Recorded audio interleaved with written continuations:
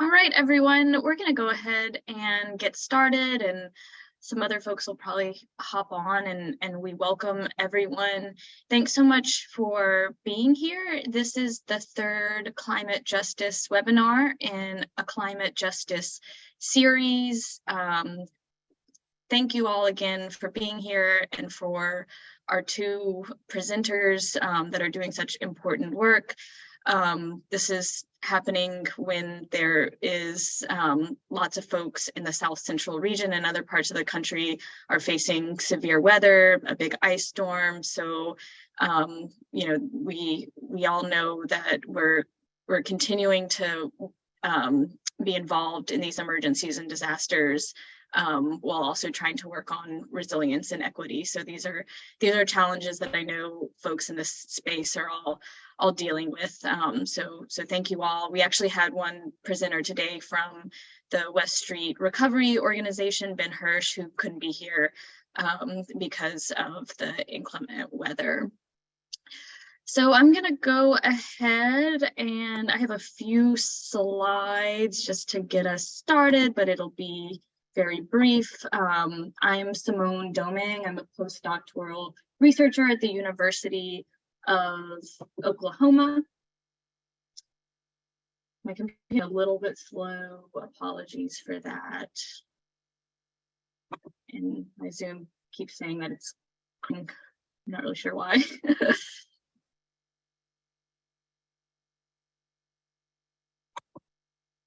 see. Oops.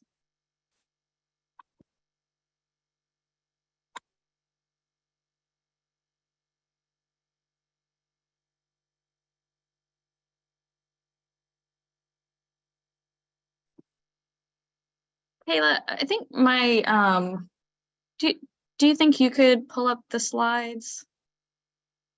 Thank you. So to give a little bit background about the Climate Justice webinar series, it's a joint project between the Southern Climate Impacts Planning Program, which is a NOAA Climate Adaptation Partnership Program. And then it's also in partnership with the Disaster Justice Network. If you could go to the next slide.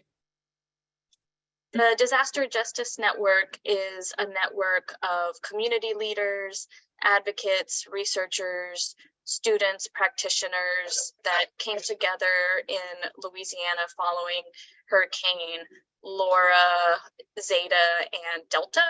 But the group has really expanded and is trying to advance strategies for equitable disaster recovery and justice at a broader scale, and also trying to support policies at a national level to address disaster injustices. You can go to the next slide.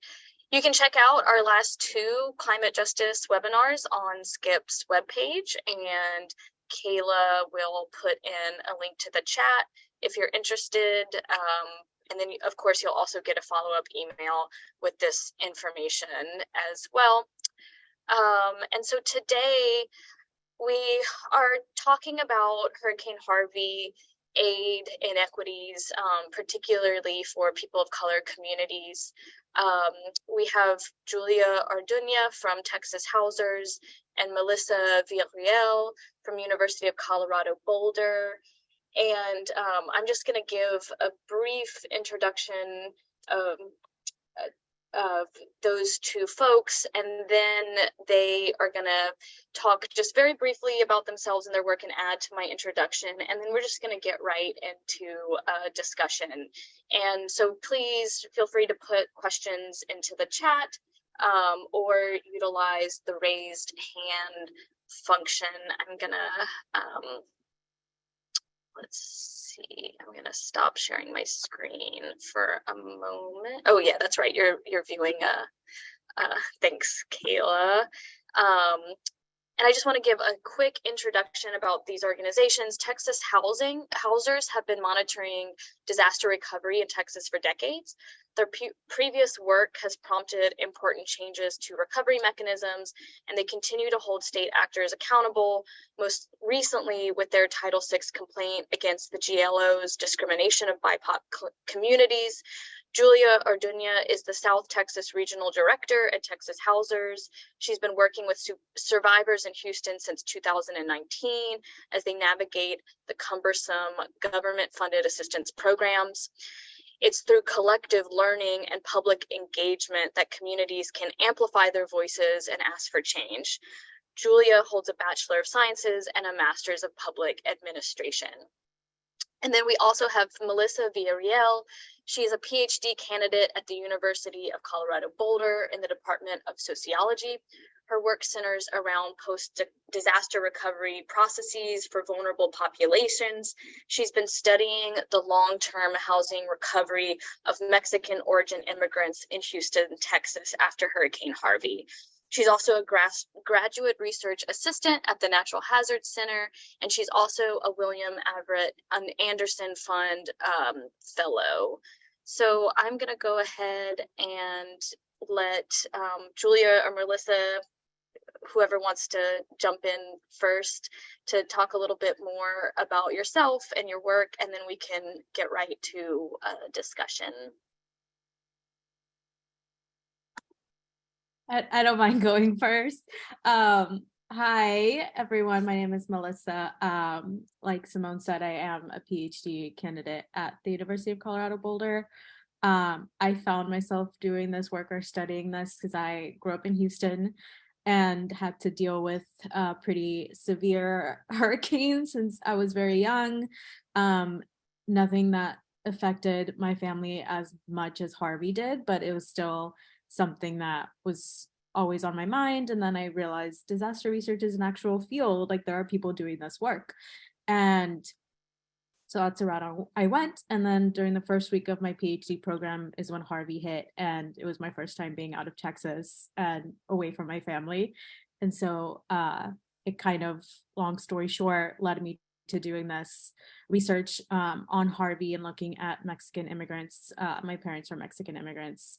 And seeing what their recovery has been like in the community as a whole, especially just considering all the challenges that come along with like being undocumented or other restrictions that this community faces. And so I'm also really focusing on women in particular and interviewing women about their experiences. And that's really my trying to bring in a focus on intersectionality and not have my work be gender neutral, which sometimes tends to default to men's experiences. And so really bringing in a perspective of women and what their experience has been like as usually the people in the household heading the recovery process and actually trying to find resources, etc. So that's me. And Julia, I'm so happy you're here. Julia is actually someone I talked to a lot during my the last few years with this research. And so I'm so happy to share the virtual stage with her. Yeah, thanks, Melissa. Thanks, Simone. And yes, I too am happy to be sharing this stage with Melissa. I am originally from Laredo, Texas. My idea of rain events coming from the border, coming from the desert, means it rains twice a year. So moving to Houston and focusing on disaster was coming in with a fresh set of eyes, I really think. And so, like Simone mentioned, Texas Housers has been doing disaster recovery for many years. And going back towards Ike, we knew that there was a lot of funding that was coming in. Back then, the TDHCA, the Texas Department of Housing and Community Affairs, they were the organization, the agency that was charged with administering the CDBG DR funds, Community Development Block Grant Disaster Recovery Funds that come to the state after a disaster. And so it was the work of previous housers monitoring and watching what was happening with that money that we were able to see that a lot of the funds were going inland as, you know, we are seeing again 15 years later. But there was a lot of that happening in the moment after Ike. And so Texas Housers filed a Title VI complaint, and the CBA, the VCA, the Voluntary Compliance Agreement that Housers and TDHCA were able to join into, was able to move a lot of that funding to make sure that we had affordable housing for renters. We do see in disaster recovery a disproportionate amount of money going to homeowners and not enough funds for renters. And we do know a lot of folks are renters. And so that VCA that we entered into was able to rebuild a lot of the public housing along the coast in Galveston and make sure that that one-for-one replacement was honored. And so now we see ourselves doing a lot of work here after Harvey, and that's where I came in. And so having these discussions with Melissa as far as what's been happening on the ground, how we've been able to interact with the communities, and learning as to what's happening. So this time around, the money came into the city of Houston and the state. And so people in the city of Houston and the county of Harris really had a very different experience than the rest of the state as how their recovery has happened, or in this sense not happened, how they've been hindered from actually recovering. And so we've been able to follow these folks, navigate with them through this recovery process, through this homeowner assistance program of repair, rebuilding, or reimbursement, and how they've been able to be made whole, if they've been able to be made whole. And so I'm sure we can talk a little more about all of the things that have happened in the last 3 to 5 years, but I'll pause there.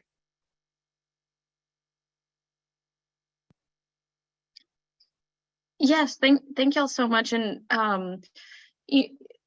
something I want to touch on a little bit is, this the process of recovery is such a long process for folks, and even the kind of idea of recovery, are you ever recovered, or like you just said, are you ever really made whole from these types of experiences? And I think maybe some folks don't realize that aspect of disasters, just the how long it takes. And so there's a need for continued kind of attention to places, and that disasters also open up these mechanisms for federal money, for mitigation, for resilience.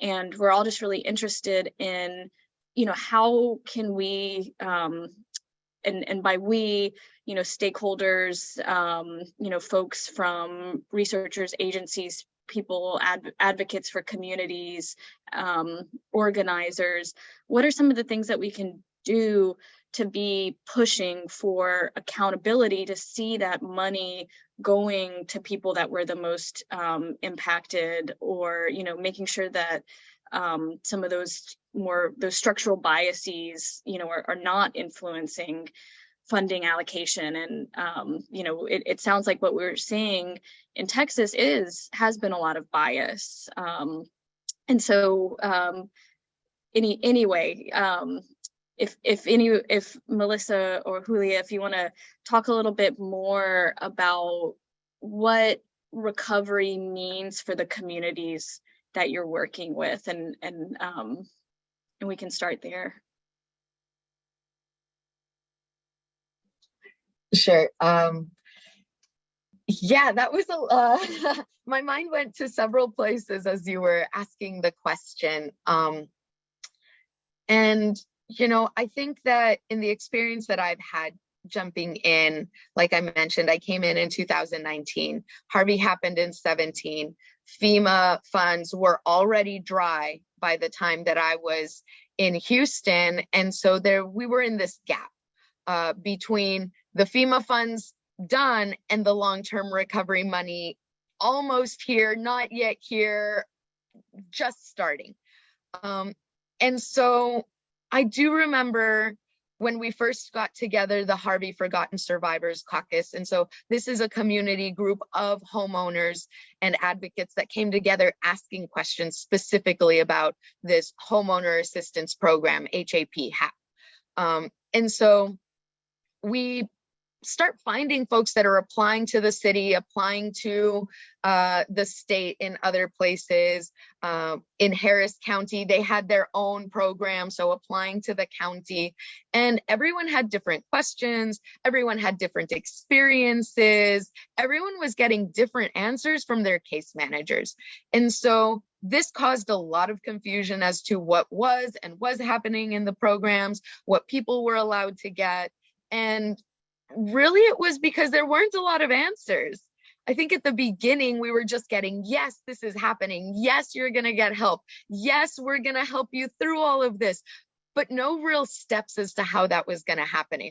And, 3 years later, we find, oh, there's all these caveats to the help, which weren't talked about, which weren't communicated to the applicants. And so really the way that they learned to get through this program was learning from each other. And so to your question specifically is, what can folks do outside of, maybe even working for the government specifically, is talk to the people that are trying to get help, navigate with them, learn with them, and even walk with them to do all these things, because that's how we learn where the gaps are as well. And really that's where my work has been at the root. Understanding how these people are communicating, being communicated to, and learning what they are learning. I think that through that collective learning, we have been able to assist each other. We've had about 11 folks get through the program, the HAP program, and get new houses. But that's not enough. There's so many people, and I think about double of that in our group has actually had to exit the program or are still waiting to see if they're even going to qualify. So I think that's been the biggest thing, monitoring, knowing who the players are, and learning where you can also lift your voice up, not just letting the survivors speak, but having a place to speak with them. And then when you speak up, also seeding the space so they can have that moment to talk and to lift their voices up. You make the space for them and then allow them to walk in to be able to give their reality and truth as to what's been happening with the program. Yeah, and like thinking about, so I interviewed 56 Mexican women in last year, so 2022, and so many of them, one of the biggest issues was that they didn't know that FEMA and like the money like for long-term recovery like from the county and the city were different. And so a lot of them either didn't like apply for one thinking they were the same, like both the same thing, and didn't realize that there were separate avenues for help there. And so they didn't understand that like FEMA's meant to be very short term, very small amounts of money. And so that was one big issue, was just there is so much bureaucracy here, and it is so difficult for so many people to understand. I barely understand it. I feel like anytime I try to like think about it or speak on it, I have to like go back and refresh my mind, because it's just so complicated. And for a lot of the women that I talked to, a lot of them were relatively recent immigrants, like after Rita, after Ike. And so this was really their first experience with the hurricane. And so they had no idea what to do. And so in addition to just kind of it's so confusing. This community I interviewed, they were primarily like northeast, like very, very like edges of the city. And many of them don't have driver's license because many of them are undocumented. So they don't drive like further into the city. And so a lot of them really were just, because of that isolation, unable to seek resources. And so the things that helped them the most was when, for example, like FEMA set up places to go, like agents at different schools, churches, libraries as well in those areas, which was very rare. but that helped the most because they were there, they were accessible.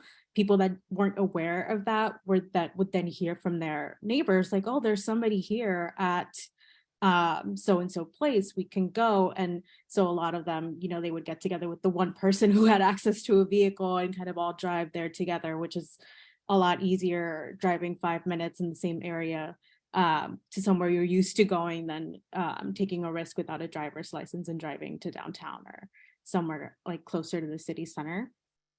Some applied over the phone, but that was very difficult, especially considering that this was a monolingual Spanish speaking community. And so they didn't always have access to someone in their home to help them translate. And FEMA doesn't always have Spanish speaking folks. And I'm speaking particularly about FEMA because most of the people I interviewed applied for FEMA, not like one of the county programs, specifically, like the homeowners assistance program.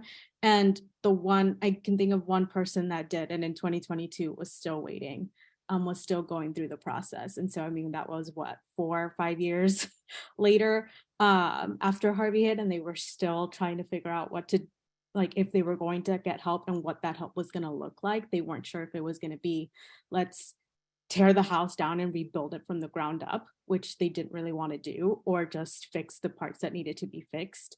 Pros and cons to that, to each, but they still didn't even know what kind of help they were going to get, so they couldn't plan for anything. And this was a couple that was very elderly, retired, didn't have a whole lot of income. And so it's just very challenging. And so I could go on and on and on, but I think in my group of women that I interviewed, the biggest challenge was, the confusion, the bureaucracy around it, but also just being so geographically isolated that they can't always access those resources or even know about them. And like the community organizations like West Street Recovery and Texas Housers did a wonderful job kind of trying to bridge that gap. But the city of Houston is freaking huge. There's just no way they can do everything. And so there really is something there that needs to be done with those that have more resources and power in the government to be able to bridge those gaps.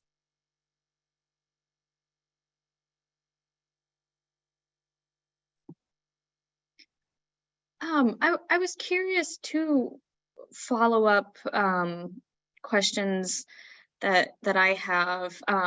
Melissa, you mentioned that you're mainly interviewing women, and there's also perhaps a burden that these women had in terms of kind of heading the recovery process for their household.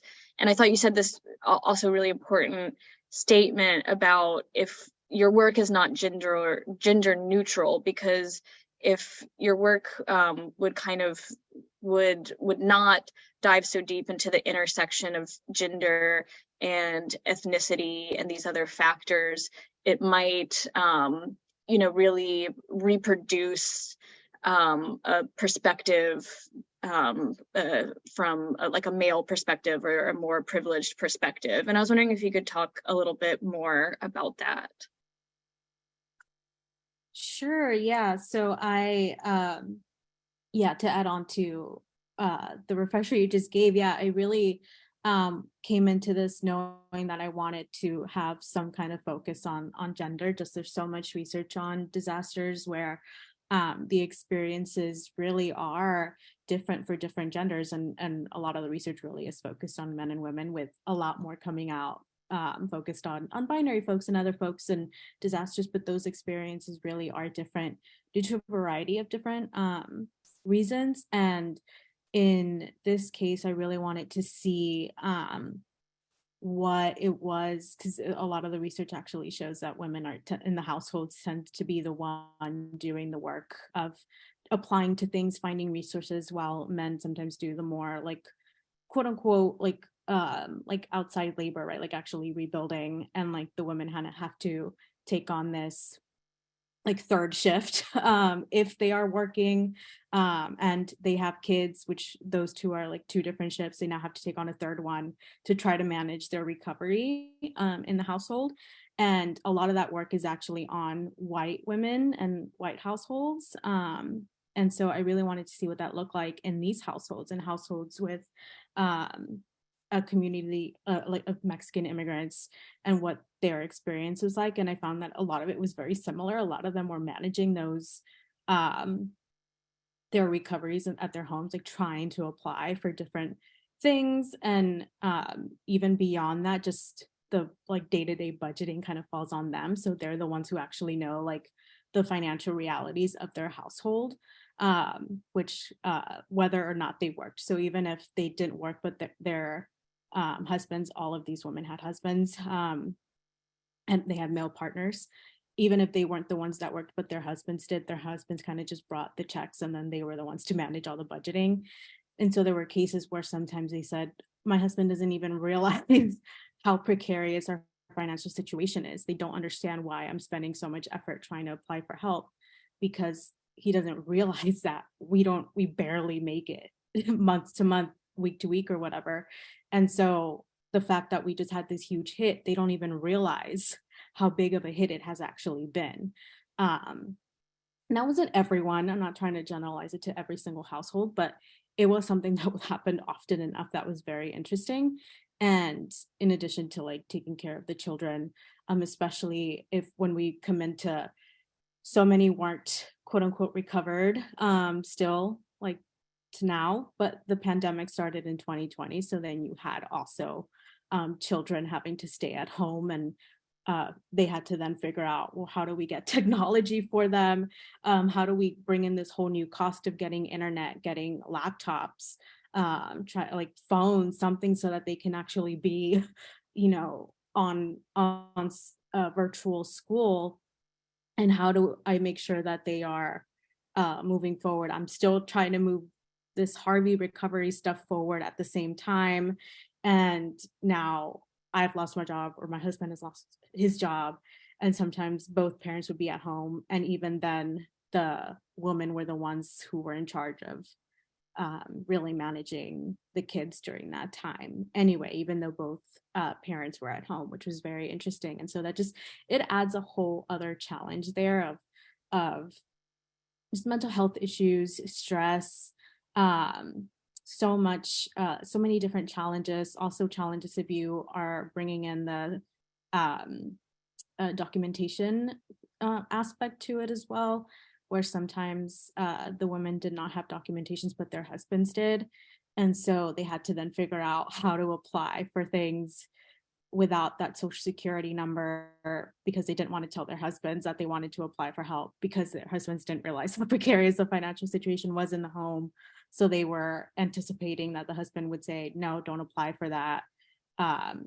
We don't need help, like kind of really denying that help. And so some women wanted to move forward kind of behind their husband's back, since they managed everything anyway. Their reasoning was they're not going to know anyway, but then they didn't have the necessary documentation to actually move that forward. And so it was such a challenging aspect of how to do it, how to figure it out. And in a lot of cases, it just resulted in they just didn't apply for help, didn't get help. And then there's a whole lot other stuff we could talk about too, about what happens during the actual storm, of like whether people or their household decides to evacuate or not, and who makes that decision and why. And a lot of that kind of came through as well. Yeah, I want to echo what Melissa is saying, in the sense that, yes, the women tend to be the leaders in this space. I will say the majority of the community that organizes are women. Not to knock our men, we love our men, but the women are the ones that come out. The women are the ones that organize. And I do have a couple of examples as Melissa was speaking that kind of coming to the attention. And I had the privilege of going to Puerto Rico last June to understand how we were kind of in the parallels of our recovery with what happened with Maria and Hurricane Harvey, that were both in 2017. And we spoke to one person that went through a rebuild, a full reconstruction, and we were talking to him about the work, and he said, I don't know, my wife was the one that went and did all the paperwork, and I just come home and see what they need. Another example there, and like Melissa is saying, is the women are the ones in charge of doing a lot of this, and the men do the labor. That we saw in Puerto Rico, or the people on the ground saw that a lot of the men were having health issues to the point of fatality because of the work they were trying to do to recover, and then leaving the women to fend for themselves without the breadwinner, without that extra assistance or help. And now they're the ones having to take on everything as a widow now. And so we see a lot of these kind of things play into gender, and then more specifically within our Hispanic or African American communities, that we do see that sense of who is taking what charge and what decisions. And even locally here, I will say, like Melissa said, there was one person, a Hispanic family, that the woman was coming to the meetings and asking about all these questions. And ultimately her husband said, no, this is too difficult. We're not going to apply for this. And now on her block, there are about 6 houses that have been rebuilt. And they're saying, oh, can we still apply? And I don't think there's an opportunity anymore. Those decisions were made internally in the house, and they have now lost the opportunity to try and apply for these programs. And they've seen all of their neighbors now recovering, and they have fallen behind.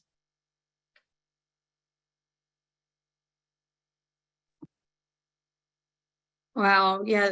Thank you so much for, I mean, these are really kind of just revealing all of the kind of complexities and intersections, particularly of gender, race, ethnicity. Julia, I was wondering if you could talk a little bit more, a point you made in terms of being advocates for community, but also letting folks, you know, kind of lead the way and have their own voice in that. And I was wondering if you could talk a little bit more about what that might, if you had some examples or how we might put that into practice. Yeah, definitely. And I guess at this point want to uplift the really big work of West Street Recovery, Ben Hirsch, who is in Austin. And I know that there's a lot of power outages happening right now over there. So he and the whole West Street Recovery team have been on the ground. They started from Hurricane Harvey with someone and a canoe just saying, do you need some help? Do you need some help? And just navigating like that. And so they do very small home repairs in a very particular sector of the city of Houston in the Northeast. And so in jumping into this community, they've been able to understand what these folks are going through, kind of walk hand in hand with them. And they have also started a different community group called the Northeast Action Collective. And so NAC, as we know them, their focus is drainage, infrastructure, justice. And so NAC and the Harvey Forgotten Survivors Caucus kind of go hand in hand. And so West Street was also a very integral part in bringing together the caucus. And so the caucus's focus is the home repair. And so that's kind of where they differ in their advocacy, but still very much sister communities that work together. And so I bring both of these groups as examples because they are the leaders of this fight. They are the ones that are experiencing this. And so we have positioned ourselves to understand their point of view, to ask the questions that we need answers for in order to move forward. We're not the ones that should be calling the shots. We're not the ones that are going to be living in these houses. We're not the ones that are going to be dealing with the rain every time it starts, with the flooding every time it starts to rain. These streets need assistance. These bayous and these channels need help. And they're the ones that know exactly where the water drains and where it doesn't, where the damage is and where it's not. And so really being informed by the community is so important to this work.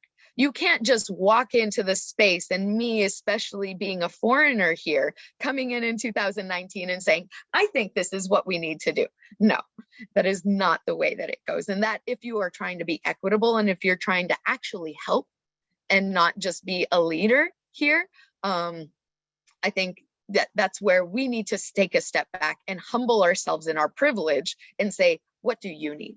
And so it has been very important in all of the work that Texas Housers in partnering with West Street have taken on, and how we not just take a step into this community, but how we hold our space and how we hold the space for them in their community and in other places. And so I know that anytime that there is a public comment opportunity, like right now, we know that HUD, the Department of Housing and Urban Development, who is the federal agency that gives the disaster money, that gives the rules to the states. Right now, they're doing an RFI, or a request for information. They're asking the public to say, hey, we're trying to change our rules. We're trying to be more equitable. What can we do to reduce barriers for the constituents and the applicants, to help our grantees process faster and remove barriers for them so they can actually do this work equitably and help the people that need it? And so when we find out about these opportunities, we say, hey, it's really important for you all to put your voices here and make your voices heard. What do you all want to say? Let's talk about it, and really give them the platform and the opportunity, and just ask those probing questions that say, hey, we've talked about this. What is the most important thing that the federal government needs to know? Let's write it down. And so making sure that they have those opportunities, whether it's written down in public comment and all these action plans that the GLO and the city of Houston and Harris County are constantly writing, or if it's, having that moment to talk to their city council or talk to their commissioner's court, or go to the state agencies and say, hey, I'm an affected person and I need you to take my needs into consideration. These are the things I'm advocating for.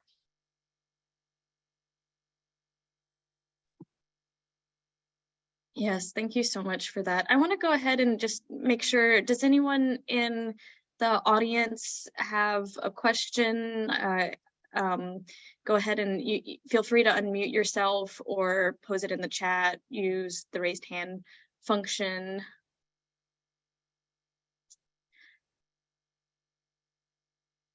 A question I also have, I mean, in Louisiana, like the Disaster Justice Network and some other organizations, are trying to really beef up and create these programs for training the community to be case managers as well. And then there's another program happening where community members are being trained to actually go to public meetings and go through this documentation process to really try and piece together what's happening with the recovery funding and all of these state action plans for the funds, etc., and to be able to kind of keep tabs on that. And I was just wondering if y'all, both kind of from the household perspective level of aid, and then kind of from this more organizational perspective, know of any resources or programs that are kind of doing those types of things other than your own organization?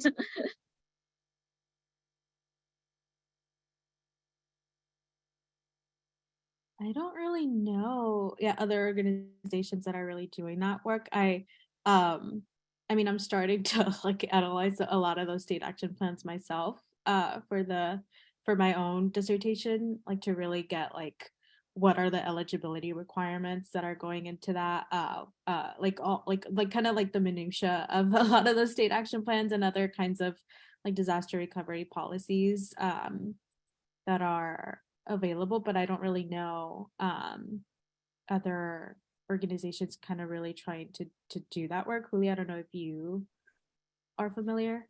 Yeah, one comes to mind. SEER is a coalition here in Houston, is the Coalition for Equity, Environment, and Resilience.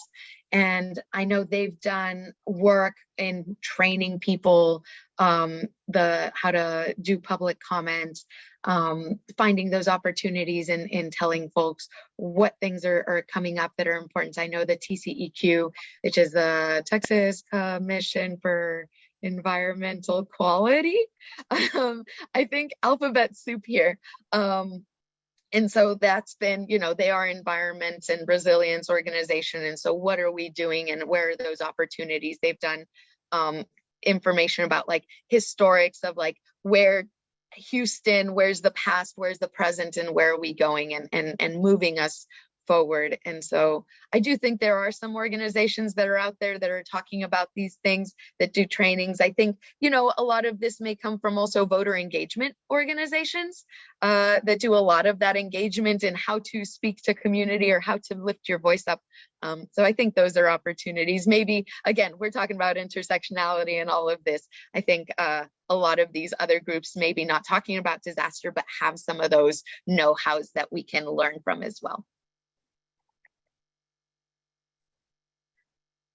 Awesome. And I want to say there's a few things going on in the chat, and then we also have a hand up. Is that Erica? Yes. We can take your question, and then I'll get to the things in the chat. Okay. I just had a question. I know you guys have talked a lot about like the local level and their interactions with the community, but I was wondering if you could speak a little bit more to like state government and how the state has been involved, or if you're saying them involved, is it positive, negative interactions? Yeah, it's been interesting, I think. And like I said at the very beginning, in Houston and Harvey was very different. When the CDBG-DR funding was allocated, the city of Houston and Harris County, being two separate entities, really pushed to have their own allocations. They said, we are already entitlement cities. We already know how to manage federal grants, and we want our own bucket of money, our own program, so we can help our constituents, because we know locally how to best serve them, which of course we agree with local control. We agree with people on the ground knowing where their disaster is and where their need is. And unfortunately, that became such a politically charged battle between the state, the GLO, the General Land Commissioner, and each of these two entities as to how this money was being spent. The GLO, the state, kept saying that the city was a slow spender. The city was saying that they were prioritizing the worst first, and that the state really wasn't doing any technical assistance to help them. They were changing their information consistently, and so the city and the county were having to retrain a lot. We saw a lot of that just constantly at the very beginning, just information just constantly changing. And ultimately, this clash between the mayor and the land office commissioner was detrimental to the recovery in Houston and Harris County. In 2020, in January, the county said, you know what, state, you want to take our program? That's fine. You can take the housing recovery program and we'll work with you on everything else. And the mayor really fought back against that for months, until October of 2020, that the state took back the program from the city. And so people that were in the city program, we had so many people waiting to just sign the award letter with the city to say, yes, you get a brand new house. This is the track. And we were talking to the city and the GLO as the caucus for many months, trying to understand what this back and forth and what the reality was for the people on the ground, so they could make their best informed decisions and say, do we get out of the program? Do we stay in the program? How do we work with you all? And, we got strung along, to say it bluntly, for many months, until October, November, we come to learn that everybody who was waiting in the city program now had to restart in the state's program. And since 2020, we were told that everyone was going to get a new house in 6 months, and we are at the beginning of 23, and that has not happened. And so it's really been hard to work with the state. I think ultimately also that real big issue between these political actors really put the idea of the recovery in the back seat, because it was all about the control and the administration. So the interest of the people recovering was not the one managing the decisions. That was not the driver. And so that was really unfortunate in the recovery process that we've seen in the state of Texas. We later got mitigation funding allocated in multiple billions of dollars, and Texas Housers and the Northeast Action Collective interceded with the Title VI complaint because the state ultimately decided to split the Harvey money in two, and decided to allocate a lot of this money inland to places that should not have had a lot of disaster, that are not the most impacted and distressed. We know mitigation money is supposed to go to high risk areas to mitigate this flooding, to make sure that these high disaster prone areas are not affected again. And this was not happening in the state of Texas. And so with this Title VI complaint, we told the federal government, HUD, you need to intercede. You need to make sure that this discrimination that is happening to African American and Hispanic communities does not continue, whether it was allegedly done on purpose or not, whether it was just a discriminatory effect that happened because of the decisions made by the GLO that ultimately were not made in the interest of the affected communities. We need reparations for this. We need to remediate this. And so that Title VI finding came out last March. We are almost to a year since the finding. GLO has not come to the table. The General Land Office commissioner that is outgoing did not think that there was anything to come into compliance with. From the new General Land Officer also has said that there is nothing to come into compliance, and our governor has also said that there is nothing to come into compliance because there is no discrimination. So the state in and of itself is being a barrier to recovery. Thank you so much for that response. I really appreciate it.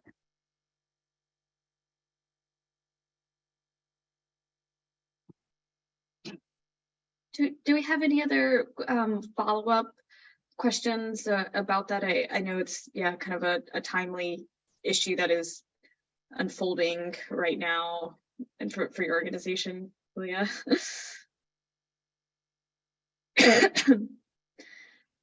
I also wanted to say, I saw in the chat there's some exchange of some resources, and is it Lisa Marie? You sent in a link for an organization doing some work on recovery. Did you want to say anything about that?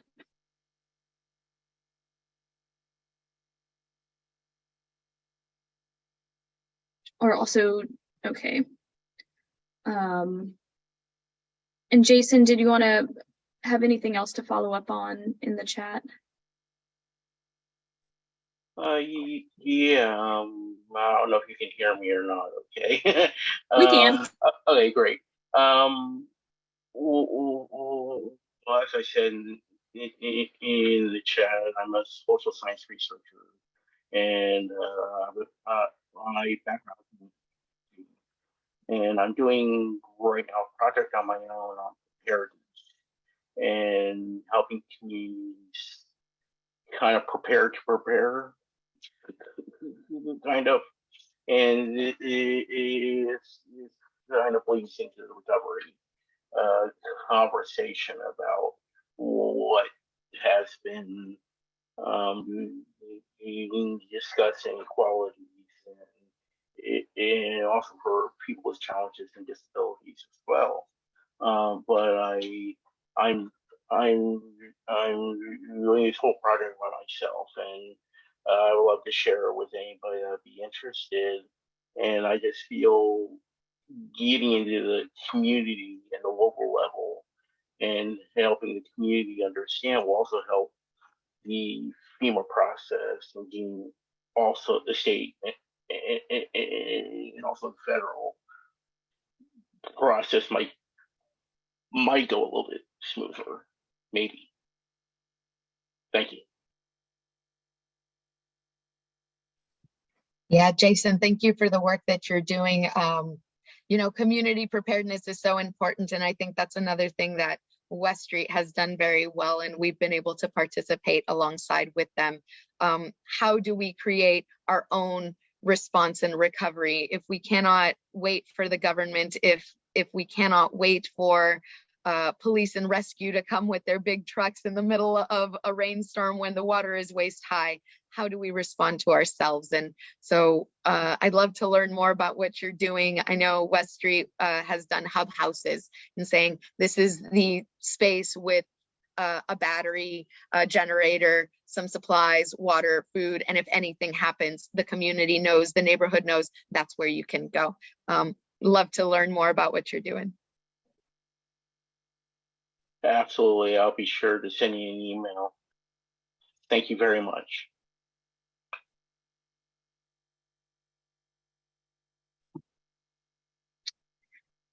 Something I thought would be great to hear about, Melissa, is some of the approach that you took in your research, because, it sounds like you're very plugged in to the organizations, that can help folks. And you're uniquely positioned to do the research as well.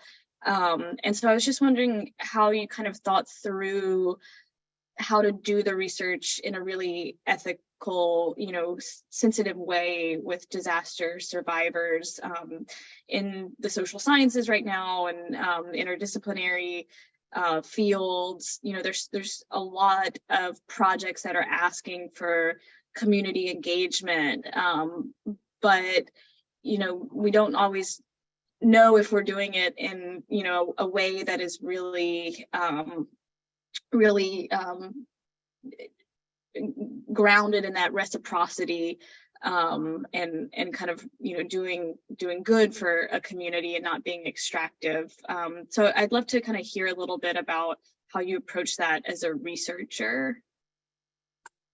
Yeah, that's a really, really interesting question, because it was such a mix of, there's like all this talk, right, about like insider, outsider, like status or whatever, but it's really not that clear cut. I mean, I grew up here, I'm from here. My parents are Mexican immigrants, but I'm not an immigrant myself. I was living in Colorado at the time for a few years. I was like a PhD student at a university. It's so much, it's so very complicated. And so really, one of the biggest things that I wanted to do first is really talk to organizations first and kind of get an idea of what was going on in the community, because I knew what was going on in my neighborhood somewhat, but like not really super embedded in the rest of the community in Houston. And so it was very challenging, and talking to like organizations and people doing that kind of that advocacy work and providing services for people. Like speaking to Julia, I got to learn a lot about just what priorities the community had, what challenges the community had, and I really used that to kind of develop a plan for what I wanted to do with actual community members. Most of the people I like started doing interviews with were people from organizations referring people to me. So they were kind of acting as gatekeepers, for lack of a better term at the moment, but like the people that already held very trusted relationships with these communities. And so learning one from them, but also having them help me. And then in the process, trying to really become more embedded, like showing up to community meetings, giving, my time, money when possible, and just effort, like really showing up to volunteer and things like that, and actually like now that I'm actually living in Houston now. And so I'm actually able to spend more time in with these community organizations where I can see some of the people that I interviewed, and then other people that I haven't been able to see really is kind of on my list to drop in and visit more. And one of the things that helped a lot was just having my own experience through my parents, because it wasn't then just me interviewing someone and asking someone questions. It was more of a conversation of like, this is what happened to me, this was my experience. And then it really kind of floated there of like as a conversation, as opposed to just a straight up interview, which just meant like I would sometimes sit at someone's house for like 2 hours. Could have gone more if we really wanted to, but just, kind of sometimes made the mistake of scheduling more than one interview a day. And so that was my cutoff. Like, I have to go meet someone else. But otherwise, I mean, I could have spent an entire day during one of these interviews, because they really were conversations. And a lot of these women just haven't been able to share their experience. And so even just talking and letting the conversation kind of drift from there was very nice. It was just very interesting to talk about our experiences in Mexico, and being able to communicate in their language as well I think was very, very important. I didn't have to bring in like a translator or something. Not that there's anything wrong with research that does that, but I do think it just flowed a little bit more naturally. We were just able to have a conversation beyond that. And a lot of other stuff that I kind of surprised me was a lot of them had young, a lot of cases were actually young daughters who were like in high school. And a lot of their questions were, how did you go to school? Like, how did you go to college? Where did you get scholarships? Like, what did you do? And like then spending time sending them information about scholarships, and in some cases sitting down with their daughters to talk through my experience. I think they just wanted someone who had that experience. Like in my case, I was the first person to go to college in my family, and that's going to be their children for a lot of the women that I talked to. And so a lot of them were like, tell me more, because we don't have anybody that knows how to do this. And that was my case too. It was kind of just stumbling and finding my way. And so that has been a surprising way of giving back. And sometimes it'll surprise you. And it really is, like Julia said, like, what do they need? And so I can show up there being like, I have money to give you. And sometimes they're like, I don't really care about money. I want you to sit down and talk to my daughter about how to go to college. And so it really is about what they want and what they need, and just listening. Yeah, and if I could just add quickly, like as advocates, definitely we're also in a researcher role, and I asked myself too, how do I not become exploitive? I think mental health is so big, and sometimes se tienen que desahogar. They just need to let it out. And so that is, like Melissa saying, having that conversation. But sometimes they have told their story so many times that they're tired of telling their story. And I do think, yeah, it just becomes a cup of coffee, and then the time goes by, and we've all become family. The caucus treats each other like family. NAC does. Melissa is now coming to the NAC meetings, so they know her face. Like that's what it becomes. It just becomes such a community, and I think that is the most important thing that we need to remember as people that come in to assist.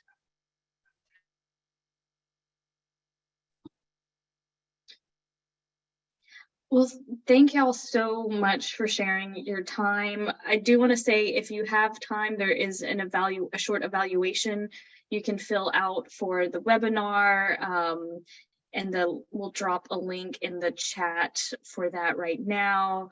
I'm really glad there was some connections made during this session, and I mean, there's so much to sit with and to digest, but we're all going to be following the work of Texas Housers, and Melissa, can't wait to read your work as it gets published, etc., and to kind of learn more about your findings. There was a lot that we couldn't touch on, but just again, thank y'all so much. And please fill out the evaluation survey for those who attended. And now that you signed up for the webinar, you'll be on our email list. So when we have another one, you'll also get an announcement about that. And is there anything else before we end the meeting? Last thoughts or anything? Well, thank you just for having us, and yeah, happy to continue talking about disaster, hopefully one day in blue skies.